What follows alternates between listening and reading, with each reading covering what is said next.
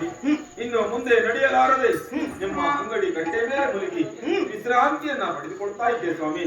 ನನ್ನ ವಿಷಯವನ್ನ ಇದರಲ್ಲಿ ಹೇಳಿದ್ದೇನೆ. ಇನ್ನು ನನ್ನ ಬಾಡಿಗೆ ನಾನು ಹೋಗ್ತೇನಂತೆ ಸ್ವಾಮಿ, ಹೋಗ್ತೇನಂತೆ.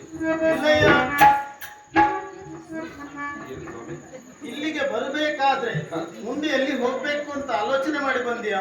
ಇಲ್ಲ ಸರ್. ಈಗ ಹೋಗ್ಲಿಕ್ಕೆ ಆಗುವುದಿಲ್ಲ. ಅರ್ಥ ಆಯ್ತಾ? ಇಷ್ಟೆಲ್ಲ ವಿಚಾರ ಹೇಳಿದೆ, ಯಾಕಾಗಿ ಹೀಗಾಯ್ತು ಅನ್ನೋಂಥ ವಿಷಯ ಹೇಳಲಿಲ್ಲ. ಯಾಕೆ ಸ್ವಾಮಿ?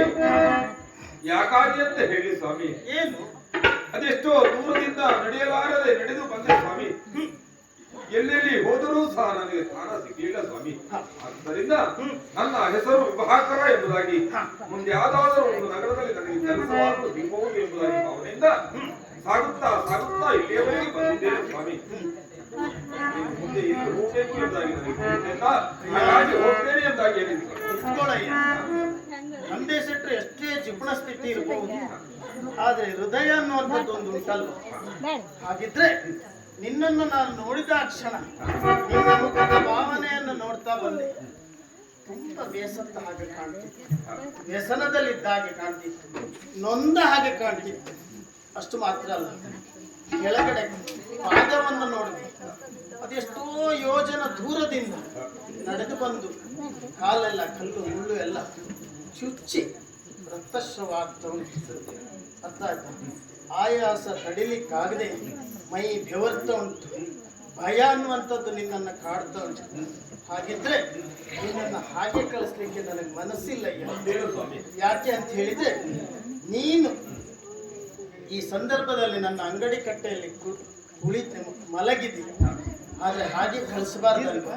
ಅದು ಮಾನವೀಯತೆ ಅನ್ನುವಂಥದ್ದು ಆಗುವುದಿಲ್ಲ. ಅಯ್ಯ, ನಿನ್ನನ್ನು ನಾನು ನೋಡ್ತಾ ಇದ್ದೇನೆ. ಅದೆಷ್ಟೋ ದಿನ ಅನ್ನ ನೀರನ್ನು ಕಾಣದೇ ಇರುವ ಹಾಗೆ ಕಾಣ್ತೀನಿ. ಹೆಸರಾಗ್ತಿದೆ. ಅದಕ್ಕೋಸ್ಕರ ನಿನಗೆ ನಾನು ಅಂಗಡಿಯಲ್ಲಿ ಕೊಡಲಿಕ್ಕೆ ಯಾವುದೂ ಇಲ್ಲ. ಆಯ್ತಾ? ಕೇವಲ ಹಾಲು ಹಣ್ಣನ್ನು ಮಾತ್ರ ಕೊಡಬಲ್ಲೆ. ಹಾಲು ಹಣ್ಣನ್ನು ಕೊಡ್ತೇನೆ.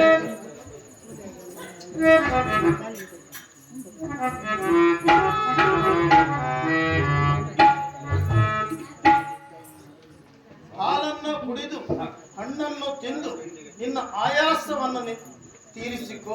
ನಂತರ ಏನು ಮಾಡುವುದು ಅಂತ ಆಲೋಚನೆ ಮಾಡು. ಸ್ವಾಮಿ, ಏನು? ಇಂತಹ ಕಾಲದಲ್ಲೂ ನಿಮ್ಮಂತಹ ಪುಣ್ಯಾತ್ಮರಿದ್ದಾರಲ್ಲ ಎಂಬುದಾಗಿ ಇರಬೇಕಯ್ಯ. ಹಸಿದು ನೊಂದು ಬೆಂದು ಬಂದಂತ ನನಗೆ ಕುಡಿಯುವುದಕ್ಕೆ ಹಾಲನ್ನ ಕೊಟ್ಟಿದ್ದೀರಿ, ತಿನ್ನುವುದಕ್ಕೆ ಹಣ್ಣನ್ನ ಕೊಟ್ಟಿದ್ದೀರಿ ಸ್ವಾಮಿ. ಕೃತಾತ್ಮನಾದೆ. ಸಂತೋಷ ಆಯಿತು. ಹಾಗಿದ್ರೆ ನಿನ್ನನ್ನು ನೋಡಿದಾಗ ನನಗೆ ಮನಸ್ಸಿಗೆ ಭಾವನೆ ಹೊಂದಿದೆ. ಏನು ಬಲ್ಲೆ? ಏನು ಸ್ವಾಮಿ? ಅಯ್ಯ, ಸುಮ್ಮನೆ ಒಬ್ಬ ವ್ಯಕ್ತಿಗೆ ಹಾಲು ಹಣ್ಣನ್ನು ಕುಡಿಲಿಕ್ಕೆ ಆಗುವುದಿಲ್ಲ. ಅವನ ಆತ್ಮ ಒಳ್ಳೆಯದಾಗಿರ್ಬೇಕು ಅಲ್ವಾ? ಒಂದವರಿಗೆಲ್ಲ ಕೊಡ್ತೇವೆ ಅಂತ ನಿನ್ನನ್ನು ನೋಡಿದಾಗ ಕೊಡಬೇಕು ಅನ್ನುವಂಥ ಭಾವನೆ ಬಂತು. ಎಲ್ಲಿಂದ? ಯಾಕೆ? ಈ ಹಾಲು ಹಣ್ಣು ಕೊಟ್ಟ ಮೇಲೆ ನಿನ್ನಲ್ಲೊಂದು ಮಿತ್ರತ್ವ ಬೆಳೆಸಬೇಕು ಅಂತ ಆಸೆ ಆಯ್ತು. ಅಯ್ಯ, ನಾನು ಹಳೆಯ, ನೀನು ಎಳೆಯ, ಆದ್ರಿಂದ ನಾವಿಬ್ರು, ಆದ್ರೆ ಗೆಳೆಯ ಗೆಳೆಯ ಹಾಗೆ. ಸ್ವಾಮಿ, ಒಂದು ಮಾತು ನೆನಪಿಗೆ ಬರ್ತಾ ಉಂಟು ಸ್ವಾಮಿ. ನೀವು ಹಳೆಯ, ನಾನು ಮತ್ತು ಗೆಳೆಯ ಎಂಬುದಾಗಿ ನಿಮ್ಮ ಬಾಯಿಂದ ಉಚ್ಚಾಟನೆ ಬರ್ತಾ ಉಂಟು. ಇದಕ್ಕೆ ನನ್ನಲ್ಲಿ ಒಂದು ಉತ್ತರ ಉಂಟು ಸ್ವಾಮಿ. ಏನು? ಸ್ನೇಹತನ ಎಂಬುದಾಗಿ ಹೇಳುವುದು ಉಂಟು. ಸ್ನೇಹಕ್ಕೆ ಸ್ನೇಹ ಎಂಬುದಾಗಿ ಅರ್ಥವೇ ಉಂಟು.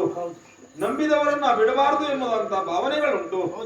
ತುಂಬಿ ಒಂದು ಭ್ರಮರವಾಗಿ ಪುಷ್ಪವನ್ನ ಏರಿ ಪುಷ್ಪದ ರಂಧ್ರಗಳನ್ನ ಹಿಡುವಂತಹ ಸಂದರ್ಭದಲ್ಲಿ ಅಗ್ನಿಯನ್ನ ನೋಡಿ ಪುಷ್ಪವೆಂದು ಭ್ರಮಿಸಿ ಕೆಂಡದ ಮೇಲೆ ಕುಳಿತು ಕಂಡು ಸುಟ್ಟು ಭಸ್ಮವಾಗಿ ಹೋಯ್ತಂತೆ. ಮುಂದೆ ನಮ್ಮ ನಿಮ್ಮ ಜೀವನ ಹಾಗಾಗಬಾರ್ದಲ್ಲ. ಆ ಕಾರಣಕ್ಕಾಗಿ ಈಗಲೇ ಮುಂಜಾಗ್ರತೆಯಾಗಿ ಹೇಳ್ತಾ ಇದ್ದೇನೆ. ನಮ್ಮ ನಿಮ್ಮ ಬಾಂಧವ್ಯವು ಇದೇ ರೀತಿಯಲ್ಲಿ ಸಾಗಬೇಕು ಎಂಬುದಾಗಿ ಕೇಳ್ಕೊಳ್ತಾ ಇದ್ದೇನೆ ಸ್ವಾಮಿ. ಹಾಗಿದ್ರೆ ಬಾಂಧವ್ಯ ಎಲ್ಲಿ ಹುಟ್ಟುತ್ತದೆ? ಯಾರಿಗೂ ಯಾವುದನ್ನು ಕೊಟ್ಟು ತೃಪ್ತಿಪಡಿಸ್ಲಿಕ್ಕೆ ಆಗುವುದಿಲ್ಲ. ಅದಕ್ಕೋಸ್ಕರ ಏನ್ ಮಾಡ್ಬೇಕು? ಒಬ್ಬ ಮನುಷ್ಯನಿಗೆ ಸಾಕು ಅನ್ನುವಷ್ಟು ತೃಪ್ತಿಪಡಿಸ್ಬೇಕಾದ್ರೆ ಎಲ್ಲಿಂದಲೂ ಸಾಧ್ಯ ಇಲ್ಲ. ಒಂದರಲ್ಲಿ ಮಾತ್ರ ಸಾಧ್ಯ, ಊಟದಿಂದ ಪ್ರಾರಂಭ. ಯಾವುದೇ ಒಂದು ಸ್ನೇಹ ಅನ್ನುವಂಥದ್ದು ಊಟದಿಂದ ಪ್ರಾರಂಭ ಆಯ್ತು ಅಂದ್ರೆ ಅದು ಚಿರಕಾಲ ಉಳಿತದೆ. ಅದಕ್ಕೋಸ್ಕರ ಈಗ ನೀನು ಹಾಲಣ್ಣನ್ನು ಕುಡಿದಿಯಲ್ಲ, ಸದ್ಯಕ್ಕೆ ನಮ್ಮ ಮನೆಯಲ್ಲಿ ವಿಶ್ರಾಂತಿಯನ್ನು ಪಡೆ, ನಂತರ ಭೋಜನವನ್ನು ಸ್ವೀಕಾರ ಮಾಡಿ ನಂತರ ನೀನು ಪ್ರಯಾಣ ಸಾಕು. ಆದಿತ್ತಂತೆ